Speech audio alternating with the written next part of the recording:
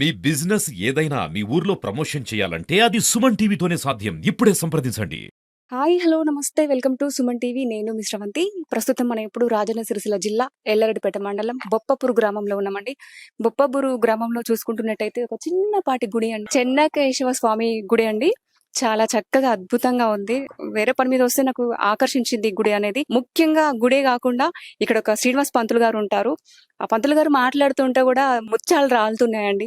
ఒక కవిత చెప్పాడు నాకు. ఆ కవిత్వాలు వింటూ ఉంటే కూడా నాకు ఇంకా వినాలి అనిపించింది. ఒక్కసారి మనం ఆ పంతులు గారి కవిత్వాలు విందాము. అలాగే తను ఎలా నేర్చుకున్నాడు, ఉన్నది ఉన్నట్టుగా ఇప్పుడు నేను నిల్చున్నానో లేదో నా మీద ఒక కవిత అల్లేసి ఫటాఫట్ చెప్పేస్తున్నాడు. ఇంకా మిగతా వివరాలు కూడా మనం తెలుసుకుందాం.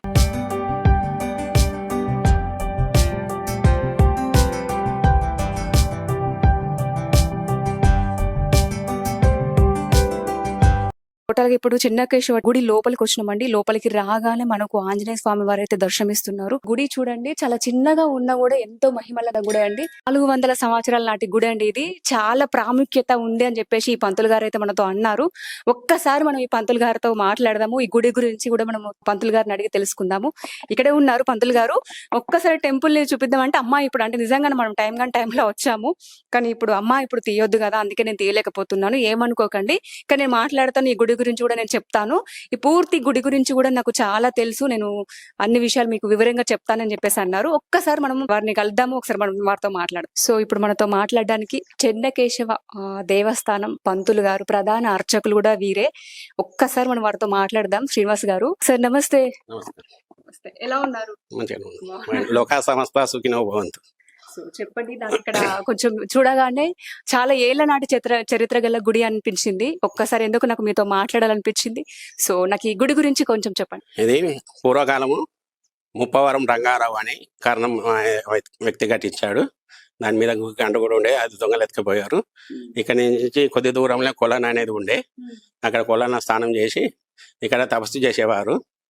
వాళ్ళ పేరు మీద సంతానం కలగకుండా కూడా సంతానం అయింది. వాళ్ళ పేర్లు కూడా కేశవరావు అని కూడా పెట్టిరు, కేశవ్ అని కూడా పెట్టిరు.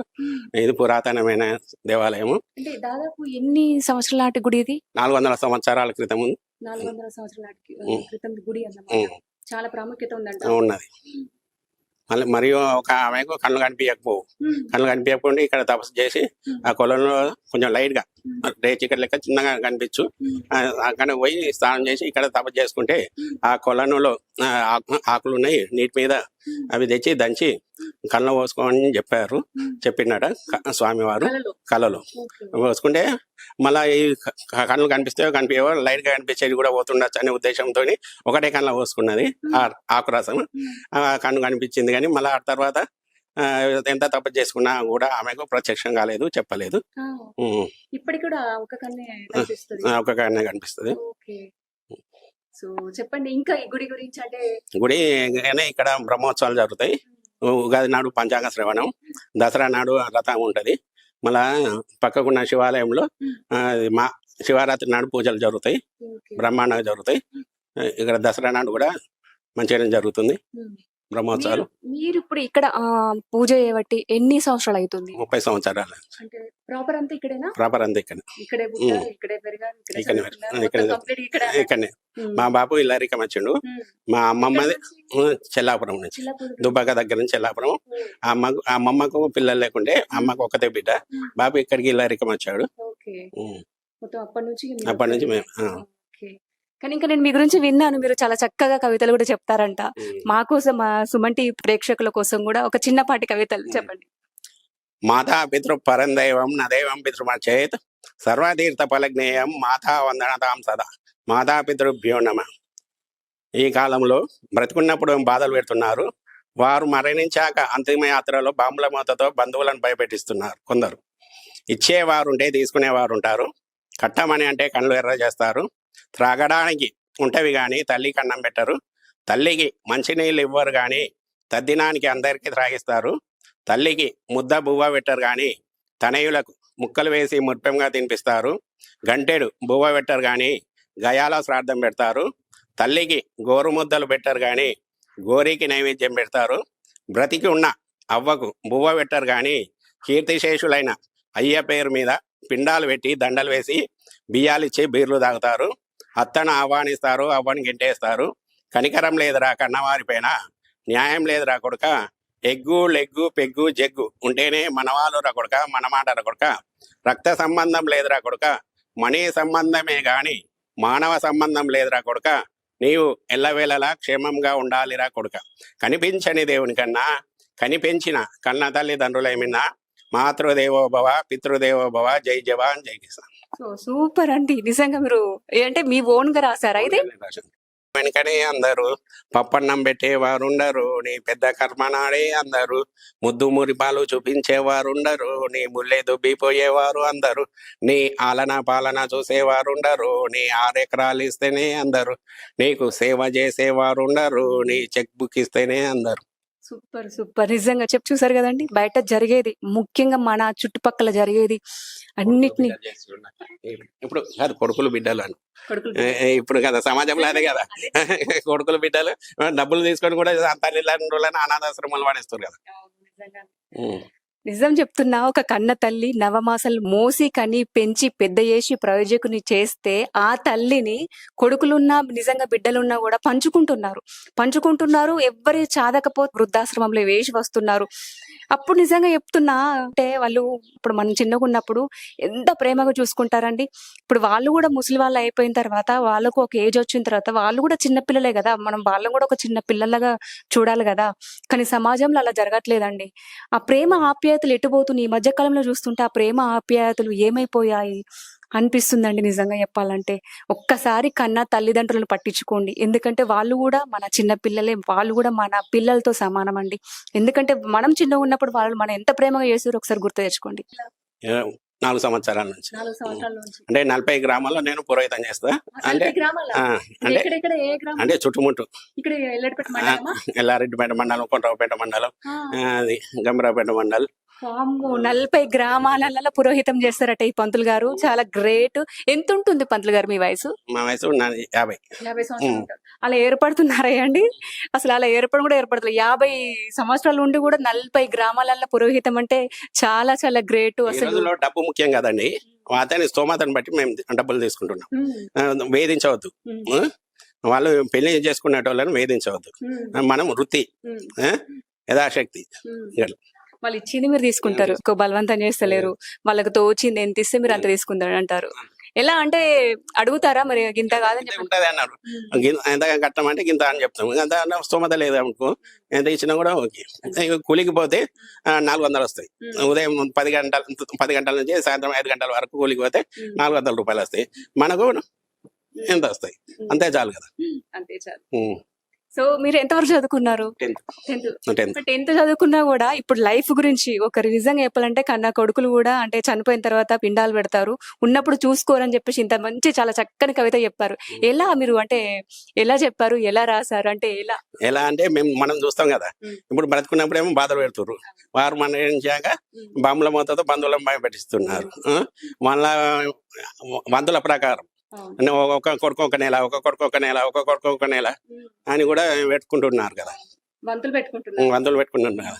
అంటే సమాజంలో బయట చూసే మీరు కవిత రాశారు. బయట ఇప్పుడు నలుగురు నిజంగానే మీరు అన్నట్టు చాలా చోట్లలో కూడా వంతులు పెట్టుకుంటున్నారు. అమ్మా నాన్నని చూసుకోవట్లేదు, మీరు ఒక నెల ఉంచుకోరు, మేము ఒక నెల ఉంచుకుంటామని చెప్పేసి వంతులు పెట్టుకుంటున్నారు. సో మీరు అవన్నీ చూసారు. ఇప్పుడు 50 ఏళ్ళు మీరు ఉంటాయి కాబట్టి అవన్నీ బయట ఏమేమి జరుగుతున్నాయో చూసి మీరు చెప్పారు. చాలా బాగుంది. ఇంకా ఏమేమి రాశారు? ఇంకా ఇదొకటేనా, ఇంకేమైనా రాశారా? చెప్పండి అందులోంచి ఒకటి.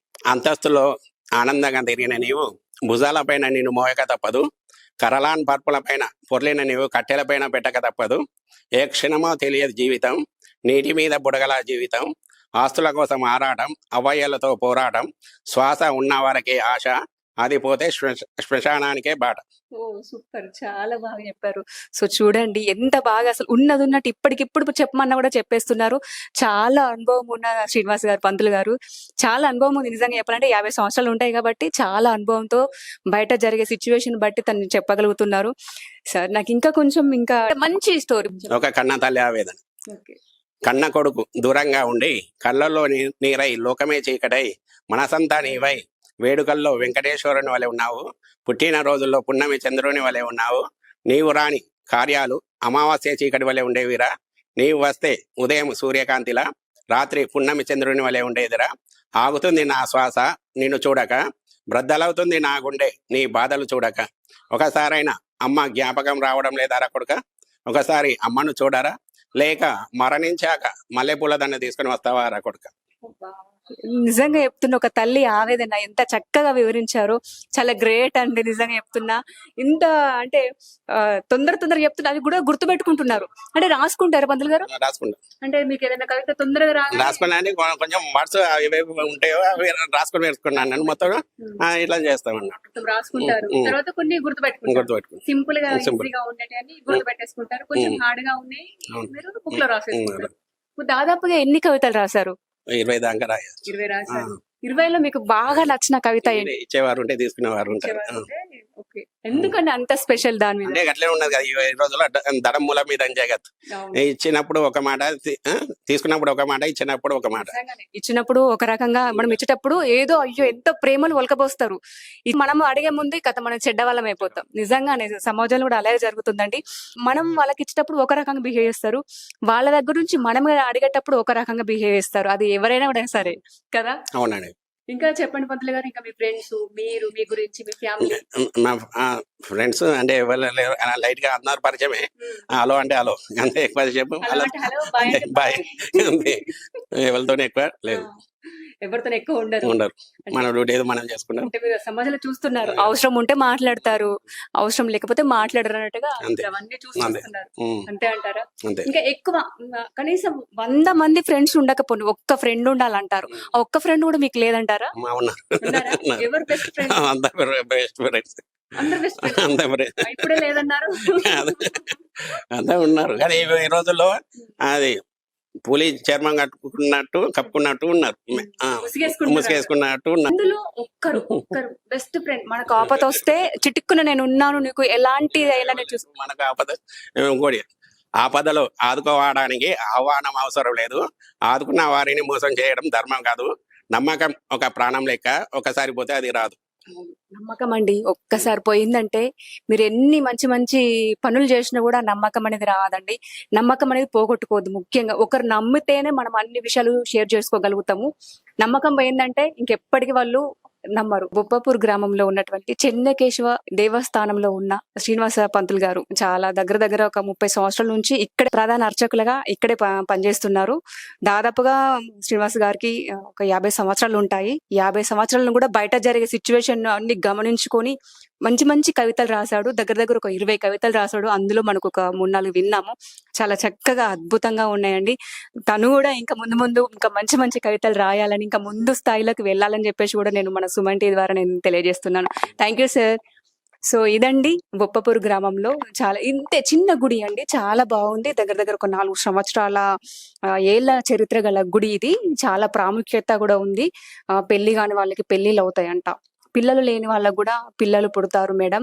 చాలా మంది కూడా వస్తారు, చాలా మంది కూడా దర్శనం చేసుకుంటారు. వాళ్ళ ఏదైనా కోరిక కోరుకున్నా కూడా అన్ని నెరవేరుతాయి, ఎలాంటి సమస్య ఉన్నా కూడా తీరిపోతుందని చెప్పేసి అయితే పంతులు గారు కూడా అన్నారు. పంతులు గారు కూడా చాలా స్వచ్ఛమైన మనసున్న పంతులు గారు. నిజం చెప్పాలంటే ఫ్రెండ్షిప్ గురించి చెప్పాడు, అమ్మ నాన్న గురించి చెప్పాడు, బయట చాలా జరిగే సమస్యల గురించి కూడా మనకు వివరించి చెప్పాడు. నిజంగా చెప్పాలంటే నమ్మకం గురించి చాలా విషయం చెప్పాడు. నమ్మాలి, నమ్మకం పోతే తిరిగి రాదు, నమ్మకం అనేది ఒక ప్రాణం లాగా లెక్క అని చెప్పేసి చెప్పాడండి. చాలా అద్భుతంగా వివరించాడు. ఫ్రెండ్షిప్ గురించి కూడా చెప్పాడు. ముసుగేసుకొని మాట్లాడతారు, నిజమే కదండి, ముసుగేసుకొని మాట్లాడతారు. మన ముందు ఒక రకంగా ఉంటారు, మన వెనకాల ఒక రకంగా ఉంటారు. ఈ విషయం గురించి కూడా చెప్పారు. వాళ్ళు తీసుకునేటప్పుడు ఒక రకంగా ప్రవర్తిస్తారు, మనకిచ్చేటప్పుడు ఒక రకంగా ప్రవర్తిస్తారు. బెల్లం ఉంటే ఈగలు ముసురుతాయి అన్నట్టు మన దగ్గర డబ్బులు ఉంటేనే అందరూ వస్తారు, డబ్బులు లేకపోయిందంటే నువ్వెవరో అన్నట్టుగా ప్రవర్తిస్తారు. అది ఎవరైనా సరే, బంధువులైనా సరే, స్నేహితులైనా సరే, ఎవరైనా సరే అని చెప్పేసి అన్ని విషయాల గురించి అయితే ఇంత చాలా చక్కగా వివరించాడు పంతులు గారు. సో ఇదండి, కెమెరామెన్ శివతో నేను మీ శ్రవంతి, సుమన్ టీవీ.